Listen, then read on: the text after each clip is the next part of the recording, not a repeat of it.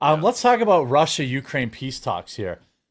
It seems like This is crazy. This is this a is wild story. yeah, like Putin's like for for everyone that thought Trump was like, a big Putin guy. He definitely isn't. And it seems like Putin is completely uninterested in stop. By the way, not okay, this isn't controversial. Um this is just the truth. Ukraine was never going to win this war. Yeah. So, and I feel like Putin knows that, and he's like, "Why would I do a ceasefire now?"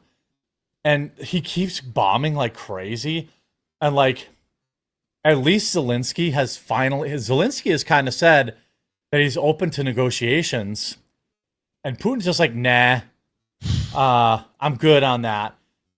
Now it seems like, it felt like we were really close, and now it feels like we're further than ever, both in Ukraine and Russia and in Israel Palestine. We're further than ever right now from peace agreements. That's what it seems like to me. What do you think?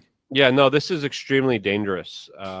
This is a really, really, really just awful time all around. As this is specifically highlighting how. Listen, and I warned about this. I said, as soon as the peace doesn't work here, expect some major escalations. So there's a Yeah, crazy story coming out of Russia about the attempted assassination of Putin I saw. Yeah, when he was in a helicopter that was swarmed by a whole bunch. They're calling it a massive Ukrainian drone attack. Trump came out and says Putin's crazy. He's lost his mind. I don't know what's going on here. Putin's bombing the crap out of many cities. I know some friends that are there right now, and it's an absolutely awful situation. And I mean, it's not a surprising situation. But Trump in his statement, I'm trying to pull up the statement here because not only, Trump said he is not happy yeah, with the increasing attacks, and he has no idea what the hell happened to Putin. I've known him yeah, for a long time, always got along with him, but he's sending rockets into cities and taking people's lives. And I don't like that at all. We're in the middle of talking, and he's sending rockets into Kiev and other cities. I don't like that at all. Yeah, I think. I sent you the comment, but then this is the bigger part here. He says also here, likewise, President Zelensky is doing his country no favors by talking the way that he does. Everything out of his mouth causes problems. I don't like it, and it better stop. This is a war that would never have started if I were president. This is Zelensky's, Putin's, and Biden's war, not Trump's. I am only helping to put out the big and ugly fires that have been started through gross incompetence and hatred. So clearly, Trump here isn't He's only right. going after Putin, but he's going after Zelensky here. And if you remember, during the initial kind of negotiations for the ceasefires, the Russians came out and said, okay, first, we're not going to bomb energy infrastructure. Immediately And then did what that. did Ukraine do immediately? Ukraine Yeah. started bombing energy infrastructure right away. There was recent meetings in Turkey, and this is the type of stuff. It's just back and forth. People are like, Zelensky's responsible, Putin's responsible. No, they're both responsible. They're both pretty awful when it comes to this situation. But there was a situation where Trump said, okay, guys, let's go to Turkey. Let's negotiate this. Putin, Zelensky, let's meet face to face. Zelensky showed up. Yep. Putin, when he found out Zelensky landed and touched ground, he said, I'm not coming. Which was a big kind of like I think one of those assassination attempts on Putin, because there's multiple, got to his head, and now he's like saying, "Look, I got all the men. They don't have men. I got the war machine started up. Yep. I'm able to produce drones and bombs a lot cheaper, a lot faster than the United States is. The same type of drones that the Iranians and Russians are making cost about $30,000 to $40,000." For America, and this is according to Donald Trump, to make those same drones, it costs about $20 to $30 million. All right. Yeah, that's a military-industrial complex at work for you. that still is kind of calling the shots here, because like Deutsch needs to go in there. Elon Musk needs to go in there and fix it. He's been kicked out. He hasn't been able to rectify the Pentagon secret black budgets and all the weird type of stuff that they're doing, which to me is a failure in itself. But the United States, when Donald Trump originally had that spat with Zelensky, they talked about how the United States cut off supplies to the Ukrainians, and the Ukrainians are kind of on their own. But secretly, the United States was also financing drone manufacturing and drone development for the Ukrainians to the tune of about $800 million during the we same didn't time. cut anything off. We didn't cut anything off. Yeah. So clearly, this war's gonna escalate.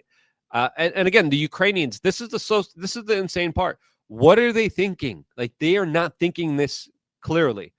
Outmanned, outgunned, and now you're gonna take out the leader. And when you do, a more crazier Warhawk is gonna take his place. Okay? Yeah, and he's gonna nuke you. Yeah. The second in command is gonna come in. The second in command is not going to play nice with you.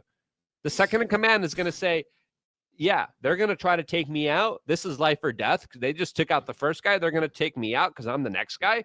I'm going to take them out. And the Russians have a whole bunch of like satellite missile, advanced weaponized systems that the United States is arguing that they're violating all these treaties for. And I'm like, and the Russians are not going to give a damn. The Russians are going to keep building these space satellite weapon systems. And no matter what kind of American golden dome we have, it's not going to matter anything.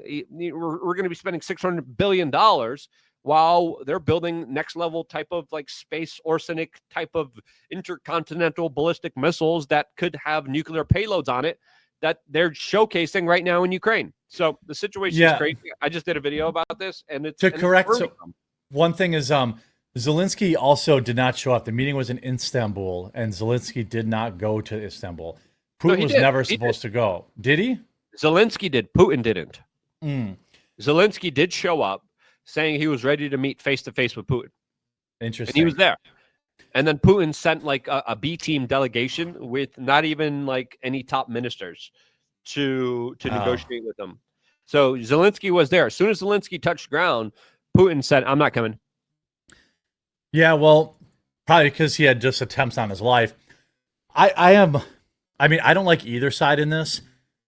I think what Trump's in a bad spot because he wants to be the peace president. And so if he washes his hands and says, I'm out, which it looks like he's doing with that statement. Right. Then he's never going to get credit for peace. But I think that's the only thing he can do.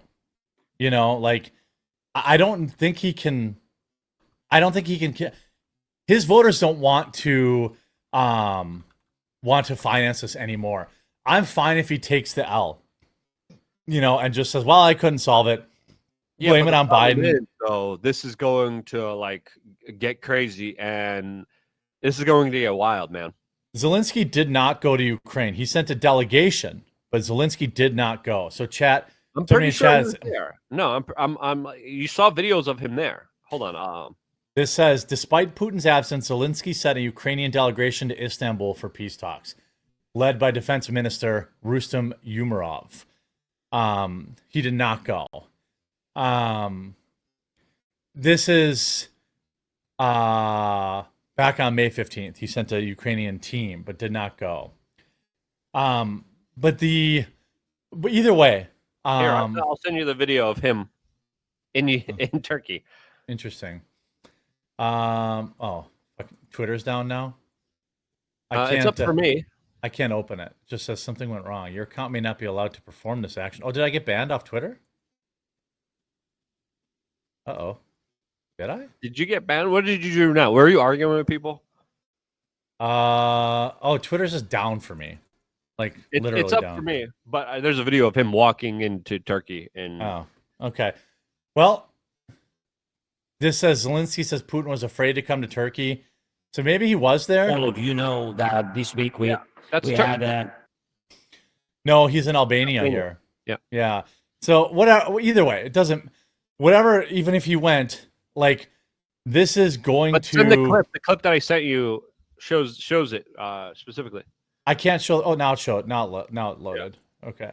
He says, "I'm here." That's a clear message. Zelensky in Turkey. I got it. The Kremlin. Zelensky arrives in Istanbul, Turkey. Yeah, he did.